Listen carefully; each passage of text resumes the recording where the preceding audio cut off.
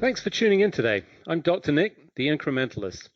Join me as I seek out the small incremental changes being applied in other industries that we can learn from and that can be applied in healthcare. Can these changes bring immediate value, but also add up to the big improvements and revolution we need in healthcare? Come along with me to explore the possibilities.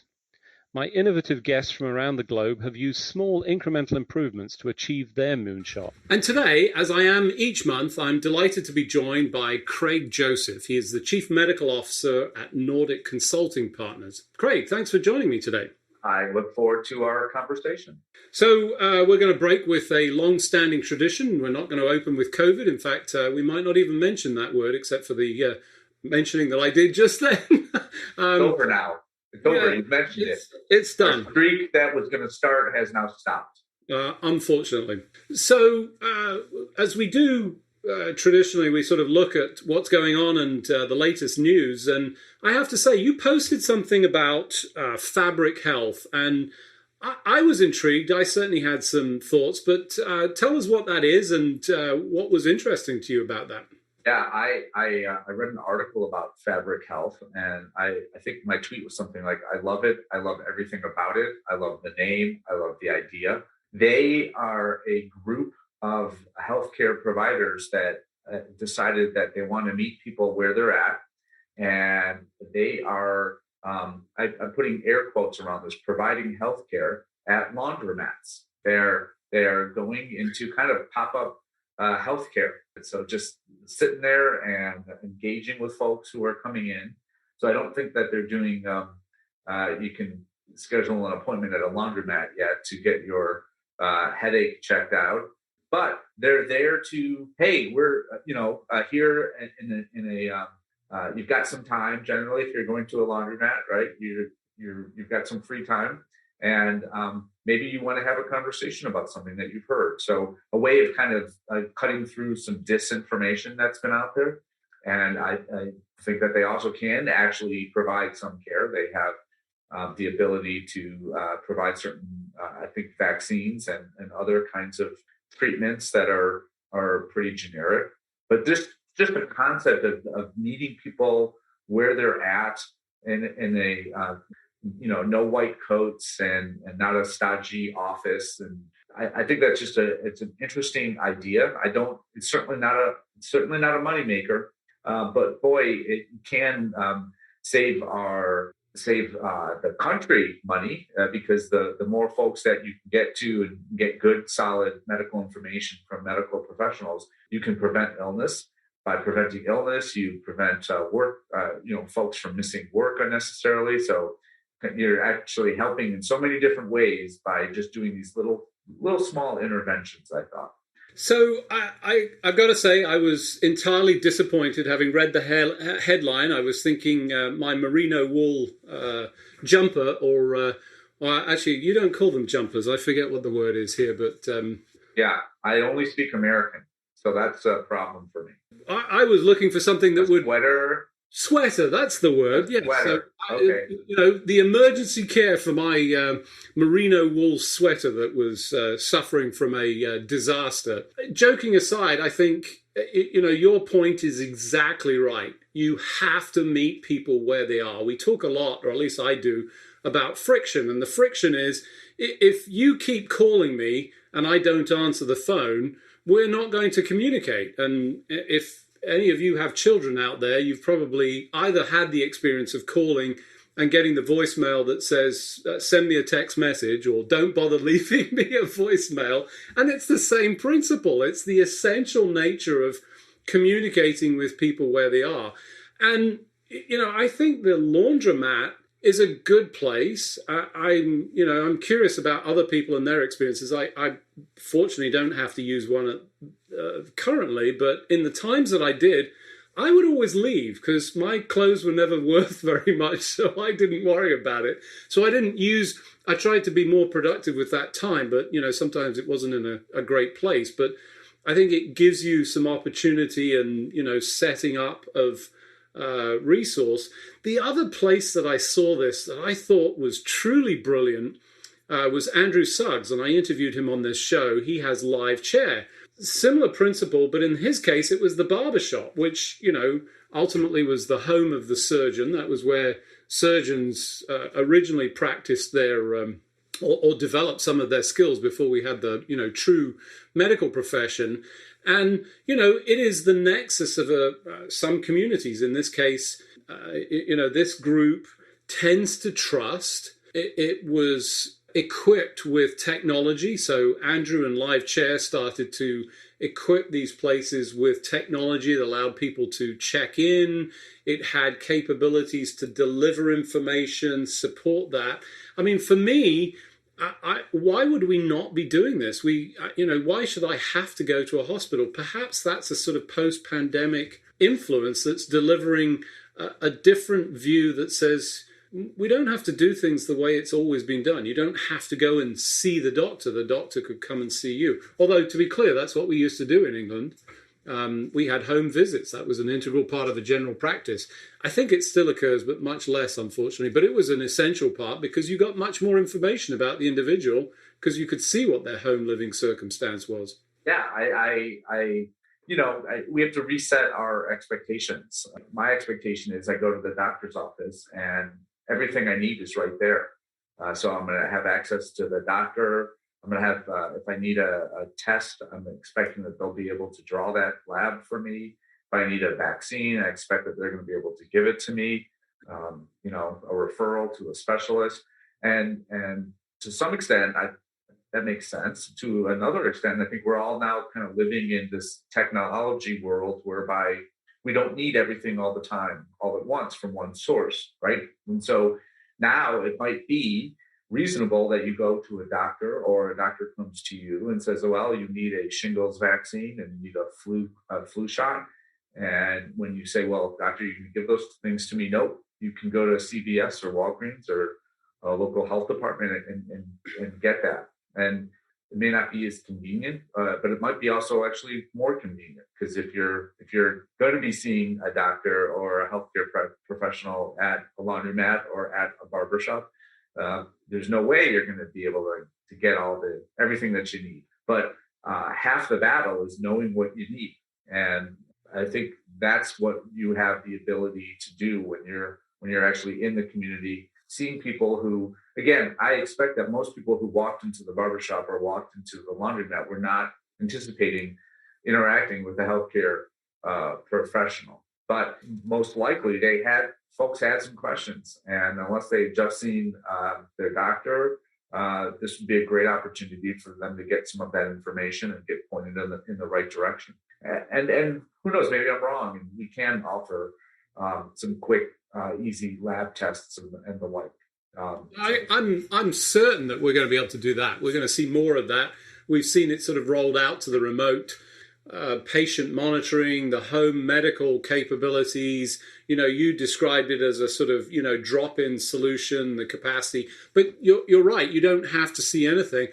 One of the things that I'm willing to bet is already taking place pre-Fabric Health and Live Chair was I'm willing to bet that people were getting healthcare information in those instances prior to the arrival of these organizations, because that's where we go. We chat and, we trust those resources and maybe not getting the best information. So if we can improve that information chain, I think that's great.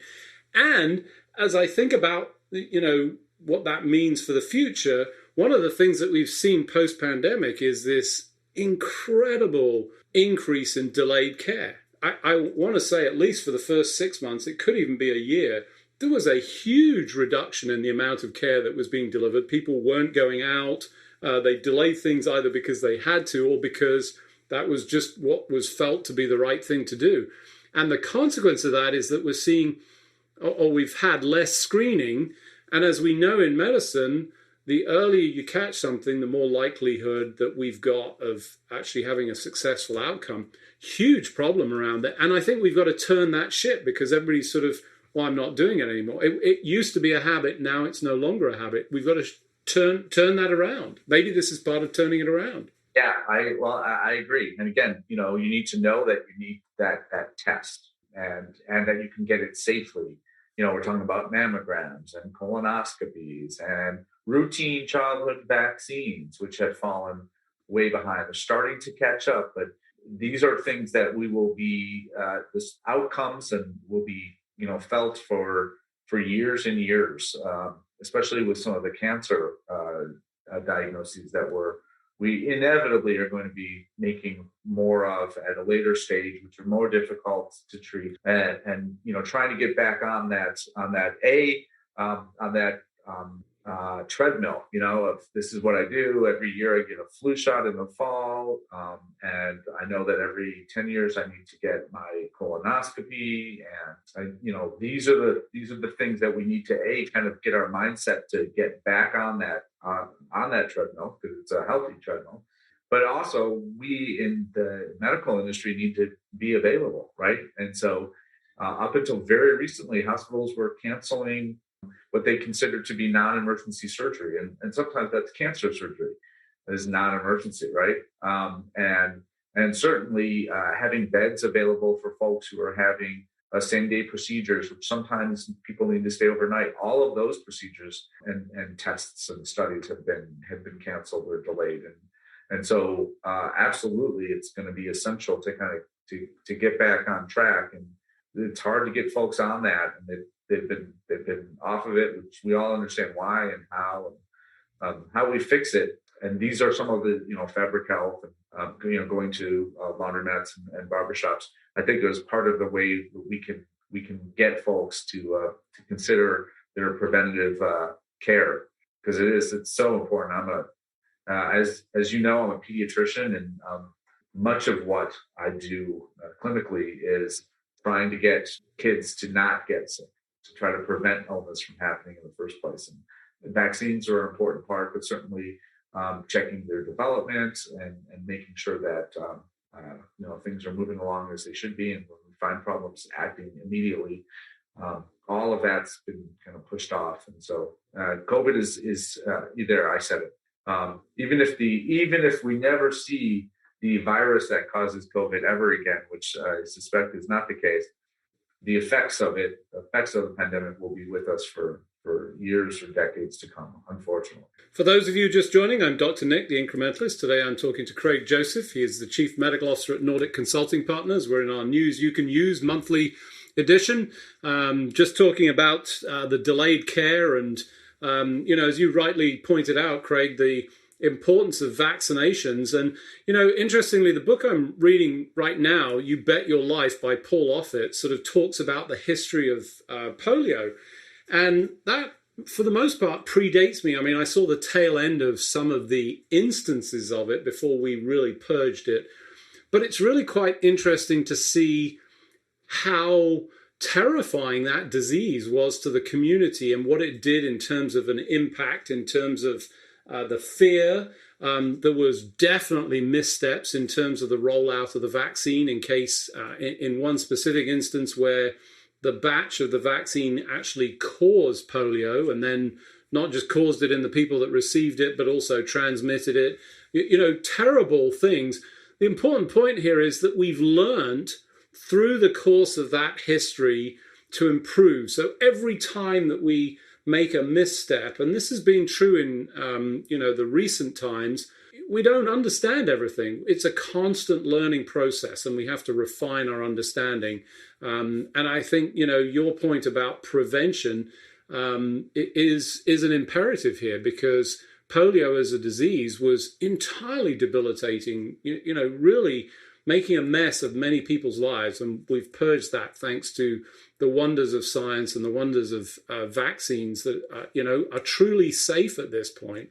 As you think about the future, we're seeing more of this, what people term precision medicine or accuracy. And one of the things that I've seen is this concept of digital twins. So I look at Craig Joseph. Well, I don't look at him because it doesn't deliver me any information, or not sufficient for a digital twin. But I can analyze Craig Joseph with all the tools that are available. I can take some genomic information, for instance, take some blood. I can obviously access elements of your vitals, pull all that together. And the concepts that I'm starting to see that I suspect will start to permeate out is that we're all going to have digital twins. And they're not there for testing so much as looking at what the impact of treatment, so we can model. So instead of giving you a treatment, I would model what treatments might work in your case. And the more data we input to this, the more customized that treatment will be to Craig versus to the group of patients with a similar set. So we can start to narrow it down. For me, that's terribly exciting, because now I think we'll start to see more of this precision or individualized care that is no longer grouping us. Diabetes is one of my favorite examples that, we talk about type 1 and type 2. Based on the data, we can see that there are at least 3 types, and there's probably more. Same with cancer care. We know that, we sort of tend to describe it based on the organ of origin. So you have lung cancer. But actually, when you dive into that, somebody with lung cancer can have many variations of a cancer that's more at a cellular level.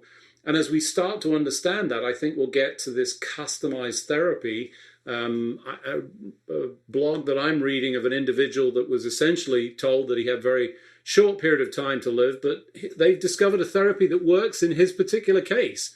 And there are increasing numbers of stories around that. So I think this precision medicine concept is going to expand, I'm hoping rapidly, because that's what I would want, I know. Yeah, well, certainly cancer care is how I think most of us think about personalized medicine, or at least I do. That's where it's all started. And, looking at the cellular level of the cause of the cancer in an individual, you can make very differing recommendations. So 2 patients who are very similar in terms of what their diagnosis is, like lung cancer, might have very different outcomes based on particular malformations in their DNA of the tumors that are causing their problems, and kind of leads us into vaccines as well, right? So creating a vaccine for you, for your particular exact problem, for diabetes or for cancer or for other things, is amazing. And we're hoping, again, I know you said not to say the word COVID, but the RNA, these mRNA vaccines were and are being investigated not only for infections but also for cancer.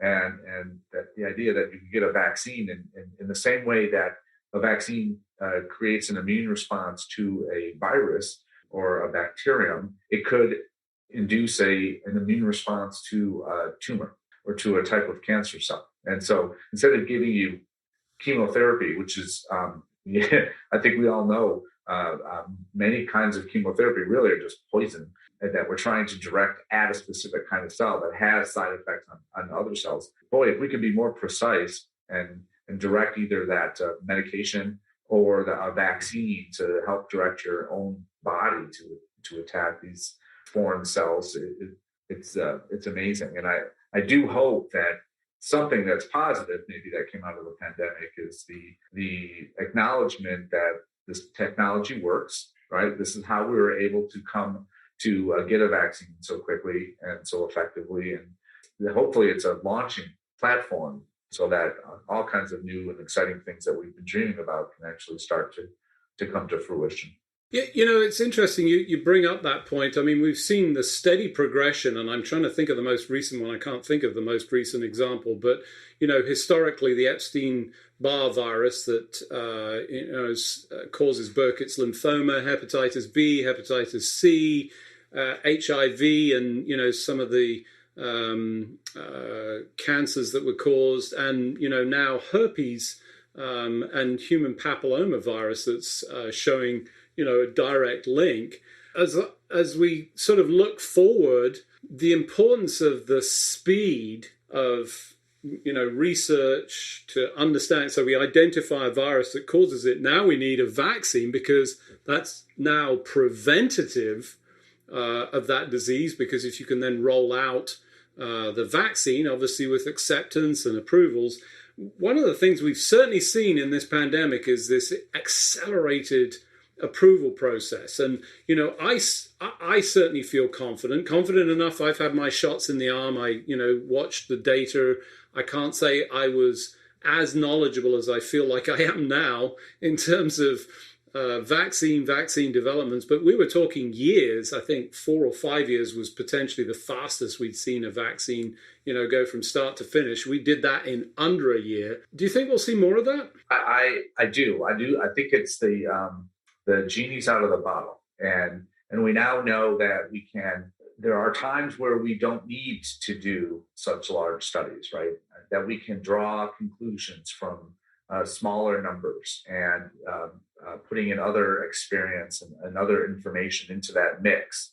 I want to bring us back to what you were talking about with Dr. Offit's book and polio. And you had mentioned there were some missteps at the beginning. Mm-hmm. And so no one, I haven't met very many.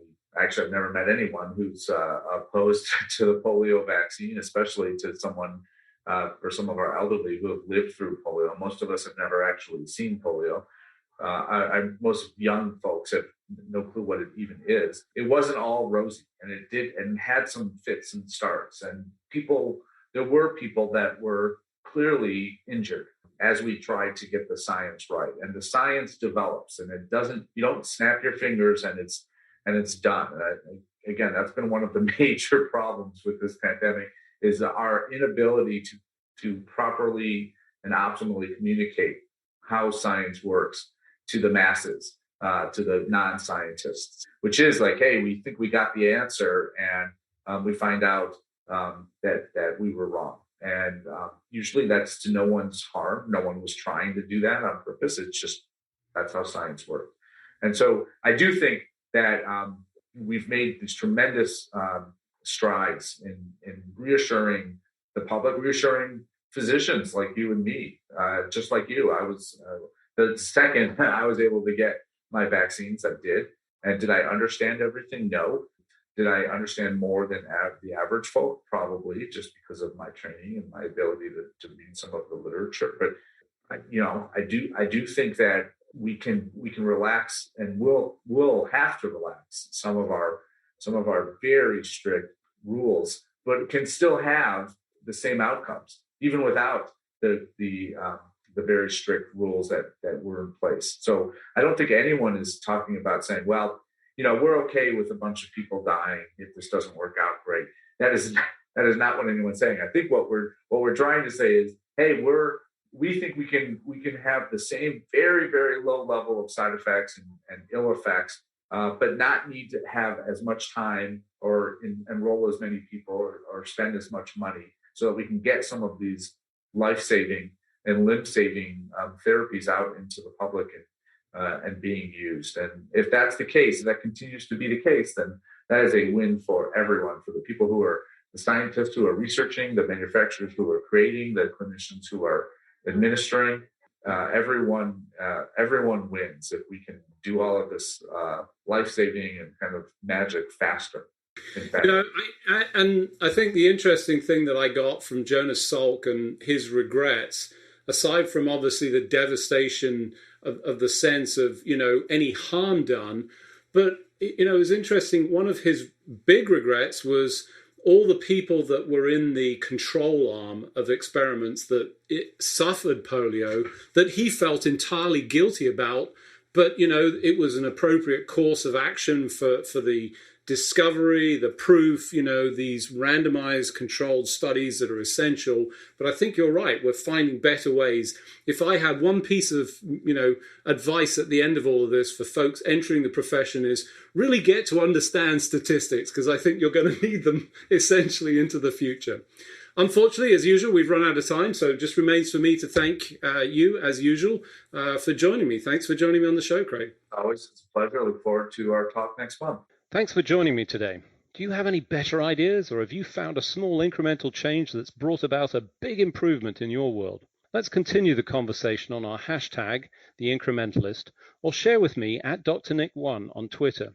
You can find more information about the show on our program page at healthcarenowradio.com. And tune in next time to hear my discussions with leaders and innovators from around the globe who've revolutionized their space by using small incremental improvements to achieve their moonshot. I'm Dr. Nick, the Incrementalist, and I'm starting a revolution through evolution.